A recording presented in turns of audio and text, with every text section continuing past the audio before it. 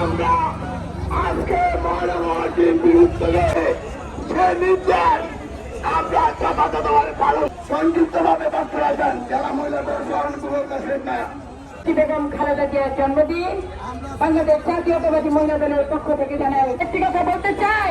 নারায়ণগঞ্জের কিছু মানুষ যারা ভেবেছে এবং অনতিবিলম্বে এই মহানগর বিএনপিকে একটি উদ্যোগ তাদের তার টাকা জবাব দেওয়া হবে। এখন বলতে হবে রহমান রহিম নারায়ণগঞ্জ মহানগর বিএনপি কর্তৃক আয়োজিত আর মেয়র আবিকে বলতে চাই, মেয়র আবি সব পালিয়ে গিয়েছে, আপনার ব্যাপক এখনো বসবাস করছেন। আমরা যদি বিদ্যুৎ দেই আপনার হোয়াইট হাউসের এক চিকিৎসা থাকবে না। অতএব আপনি সাবধান হয়ে যান, আপনি আর এক পাও গাইড দিবেন না। আপনি বিএনপি অফিস দখল করেছেন, কোটি কোটি টাকা আত্মসাৎ করেছেন, বাংলাদেশ সিটি কর্পোরেশনের নামে অনেক দুর্নীতি করেছেন। আমরা চাই না কোন সন্ত্রাসী খুলে আসিনা কেতাবটা আগামী বাংলাদেশ বাংলাদেশে একটি সুস্থ জাতীয় নির্বাচন না হতে দিত। কোন খুনি সন্ত্রাসী টাকা চোর বাংলাদেশে অবস্থান। আওয়ামী লীগ সন্ত্রাসীদেরকে বলতে চাই, গণতন্ত্রের সন্ত্রাসীদের বলতে চাই, পুলিশ উসমানকে বলতে চাই, পুলিশ একাধিকে বলতে চাই, আমরা শান্ত আছি, আমাদেরকে শান্ত থাকতে দেন।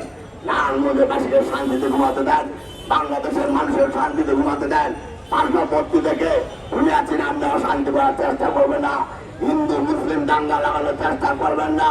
আপনি যে চাচ্ছেন সেটা বাংলাদেশে আর হবে না, কারণ বাংলাদেশের ২০ কোটি মানুষ আপনাকে পলায়ন করার জন্য বাধ্য করেছে। আপনি একজন পলায়ন নেত্রী, পরাজিত নেত্রী, আপনি জনগণের ভোটে কখনো নির্বাচিত হতে পারেন নাই। আমি শুধু বলবো আমাদের নেতা তারেক রহমান আমাদের শহীদদেরকে পাড়া মহল্লায় আজকে রাত্র পর্যন্ত প্রতিটা মন্দিরে মন্দিরে হিন্দু ভাই বোনদের পাশে দাঁড়ানোর জন্য নির্দেশ দিয়েছে।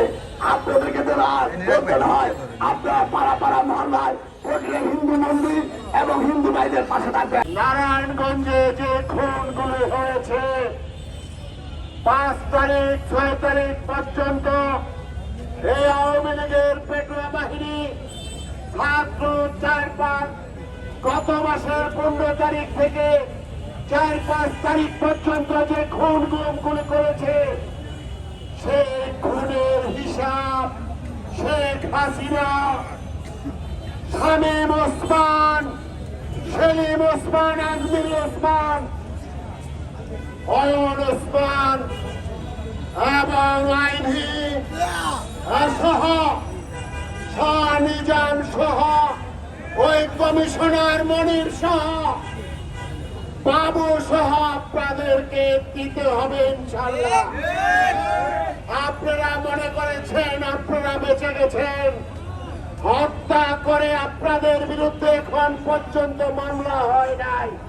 তার জন্য আপনারা আজকে এসে ছাত্র জনতার দাবির প্রতি বৃদ্ধাঙ্গুল প্রদর্শন করে মেয়র আইভি আজকে আপনি রাজপথে এসে যে দুষ্টতার পরিচয় দিয়েছেন পলায়ন করে গোপনে, সেটার দায়িত্ব আপনাকে বহন করতে হবে। আমরা বলতে চাই আপনারা পিলখানার শত শত সেনাবাহিনীর সদস্যদেরকে হত্যা করেছেন, আপনারা গণহত্যা করেছেন, সারা বাংলাদেশে খুন গুম করেছেন। নারায়ণগঞ্জে আপনারা দেখেছেন যে ওই যে গাড়ি ২৬টা গাড়ি, এই গাড়ির শামীম ওসমান নিজে পুড়িয়েছে। এটার কারণ হলো এই গাড়িগুলো ব্যাংক থেকে নেওয়া এবং ইন্স্যুরেন্স করা।